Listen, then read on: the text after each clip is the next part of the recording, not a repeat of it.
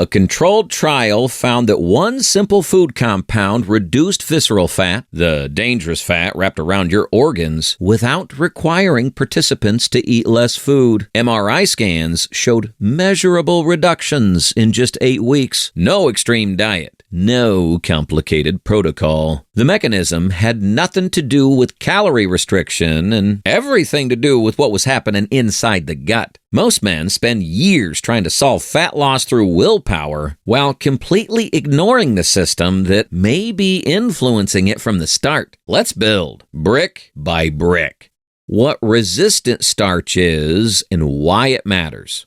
Regular starch digests predictably. Your enzymes break it into glucose. Glucose enters the bloodstream, insulin responds, and energy gets stored or burned. The whole process happens in the small intestine within hours of eating. Resistant starch doesn't follow that pathway. The glucose chains inside resistant starch are arranged in a dense crystalline structure that your digestive enzymes can't effectively access. So instead of being broken down in the small intestine, it travels through intact, untouched, all the way to the colon. And that's where the mechanism gets interesting. Your body produces a limited set of starch-digesting enzymes. Your gut bacteria produces dozens. When resistant starch reaches the colon, those bacteria ferment it, slowly breaking down the structure and producing compounds that enter the bloodstream and communicate directly with your metabolic systems. This is how resistant starch reshapes the gut microbiome. And through the microbiome, it reshapes body composition. One thing worth knowing before the research is that this isn't a fiber, and it isn't a standard starch. It occupies a category that most nutrition frameworks don't even address, which is exactly why most men have never heard of it, and why the studies that tested it produced results that surprised even the researchers running them. What the controlled trials actually found. A randomized controlled trial published in Nature Metabolism ran a rigorous 8-week protocol. Crossover design. Every participant experienced both the intervention and the control. Background diets were controlled. The study was double-blinded, meaning neither the participants nor the researchers knew who was getting resistant starch during the active phase. This eliminates placebo effects and removes caloric intake as a confounding variable. The results were clear. Body weight decreased. Fat mass declined. And visceral fat, confirmed by MRI imaging of the abdominal cavity, showed specific, meaningful reductions. The before and after scans showed a visible reduction in the fat surrounding internal organs in just 8 weeks. Beyond fat loss, participants showed improved insulin sensitivity, reduced inflammatory markers, and an unusual finding, increased excretion of fat through the digestive system. The gut microbiome, restructured by consistent resistant starch intake, was changing how fat moved through the body at a fundamental level. Those secondary improvements matter because visceral fat rarely exits in isolation. Men carrying high levels of visceral fat often show the same cluster of problems appearing together. Poorer blood sugar control, elevated inflammation, reduced metabolic flexibility, and worsening energy regulation. The fact that multiple markers improved simultaneously suggests that resistant starch may be influencing a larger metabolic network rather than simply targeting fat tissue directly. But when you look at the past group averages, something more important appears. Why some men respond and others don't, and what determines which one you are.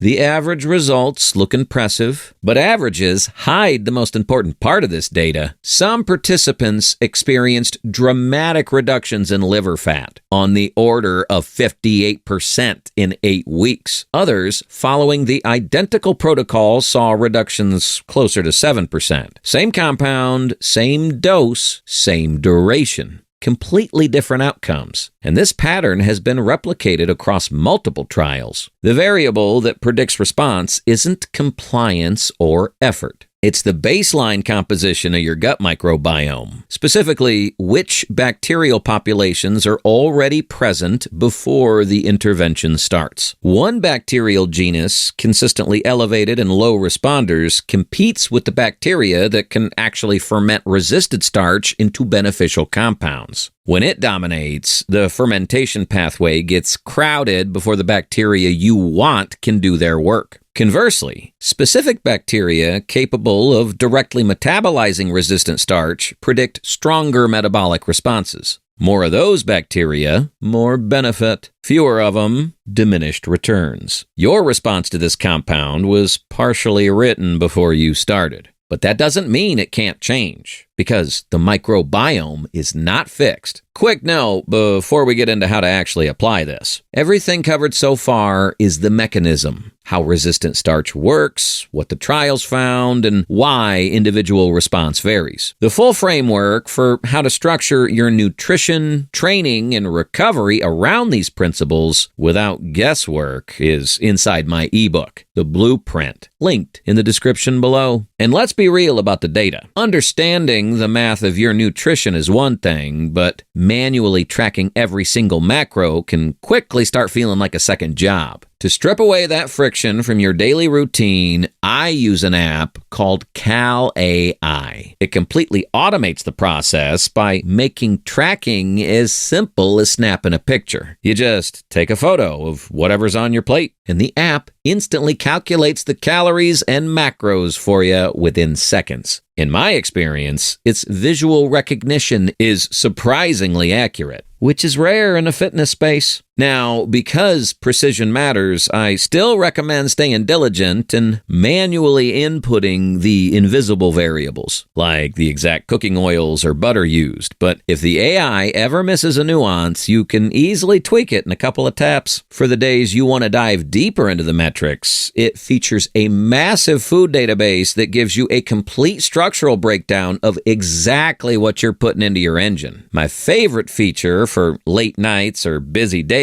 is the built-in barcode scanner. When you're mentally fatigued, you don't want to type out an entry. You just scan the item and log it instantly. No guessing, no stress. Tracking shouldn't be a chore. It's simply a system of honesty. When you lower the friction of the process, consistency becomes a guarantee. You don't need shortcuts to manage your body if you have a streamlined way to manage your truth. If you want to try it out, use code BRICKBODY to get 3 days free at the link in the description below. It's a small, data-driven step that changes how you look at your fuel and ultimately how you manage your progress. Now, back to the protocol. The most important question right now is practical. How do you actually use this, and what can you do to improve your odds of being a high responder?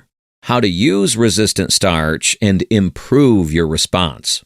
The trials used 40 grams per day of type 2 resistant starch, specifically a high amylase variety. That dose sounds significant, and jumping straight to it can cause digestive discomfort. The smarter approach is gradual. Start at 10 grams for the first week, increase to 20 the following week, 30 the week after, and reach 40 grams by week 4 if you're tolerating it well. The simplest delivery method is powder form, which you mix into a liquid. Kefir or plain yogurt works particularly well because those foods contain probiotic bacteria that create a compounding effect. You're providing the resistant starch that feeds beneficial gut bacteria while simultaneously introducing more of those bacteria through the fermented base. Two inputs reinforcing the same outcome. If you prefer whole food sources, unripe green bananas contain meaningful amounts of type 2 resistant starch. The critical caveat: heat destroys the structure. Cooking converts resistant starch back into regular digestible starch. To preserve the benefits, they have to be consumed raw, blended into a smoothie with kefir, which is the most practical approach for most men. The approximate dose from green bananas to match the trial protocol requires several per day, which makes supplementation a more realistic long-term option. What to do if you're a low responder? Roughly 30% of people show a limited response to resistant starch alone. That still means 70% show moderate to strong responses. Reasonable odds before you've done anything to optimize your microbiome composition. If you want to improve your response, rather than just hoping your baseline microbiome is favorable, the direct approach is pairing resistant starch with specific probiotic strains that can actually ferment it. Certain bifidobacterium strains are particularly relevant here. They're among the bacteria most capable of processing type 2 resistant starch, the same type used in the trials. A probiotic containing these strains creates a reinforcing loop. The resistant starch feeds the bacteria, and introducing those bacteria directly accelerates the shift in microbiome composition. The practical implementation is simple. Resistant starch and a quality probiotic in the same daily window, ideally mixed into the same food. Over weeks, the bacterial balance shifts. The compound that was producing limited results starts producing more, because the gut environment that processes it has changed. If you want to assess your starting point before beginning, gut microbiome testing can identify the specific bacterial populations that predict response. For most men, the more practical approach is simply tracking body composition over the first 8 weeks and letting your results tell you where you fall on the responder spectrum. What this actually changes. Visceral fat is not passive storage. It's metabolically active inflammatory tissue, constantly releasing compounds that drive insulin resistance, disrupt hormonal signaling, and create systemic inflammation that compounds over years. Moving it matters beyond aesthetics. This is where many men get misled by appearance. Subcutaneous fat, the fat under the skin, is usually what people focus on because it's visible. Visceral fat isn't. Two men can look relatively similar with a shirt on while carrying very different amounts of visceral fat internally. That's why waist measurements, blood markers, and long-term metabolic health often tell a more complete story than appearance alone. The fact that a dietary intervention operating through gut microbiome changes rather than caloric restriction can produce measurable visceral fat reduction confirmed by MRI means this addresses a mechanism most approaches to body composition never touch. Not a replacement for training, not a replacement for sound nutrition, a separate lever that works alongside both. The protocol is straightforward. Start low, titrate the dose upward over 4 weeks, pair with fermented foods or targeted probiotics, and track your response over 8 weeks. If you're a strong responder, you'll see it in your measurements. If the response is limited, adjust the probiotic component and reassess. Your microbiome shapes your response, and your microbiome can be changed. That's the mechanism. Now use it. If you want the complete system, the food lists, the training structure, and the exact approach to go from where you are now to where you want to be, the blueprint is in the description. Everything in one place. No guesswork. Brick by brick.